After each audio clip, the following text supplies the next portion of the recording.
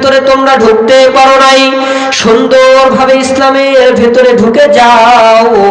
আর ইসলামের ভেতরে ঢোকার পরে ওয়ালা তাত্তাবিউ খুতুওয়াতিশ শাইতান, কখনো শয়তানের ইবাদত তোমরা করো না, শয়তানকে অনুসরণ তোমরা করো না। এই যে ঠান্ডার সময় চলে এসেছে, বান্দা যখন রাতের বেলা ঘরের ভেতরে সুন্দর করে ঘুমিয়ে থাকে, ফজরের আজান বান্দার কানে আসার পরেও বান্দা ওঠে না। বান্দা না উঠিয়া লেপটা সুন্দর করে আবার শরীরের ভেতরে নিয়ে নাই, বালিশটাকে সুন্দর করে নিয়ে পেশাবে যদি চাপ দেয়, আবার পেশাব করে এসে সুন্দর করে ঘুমে যায়।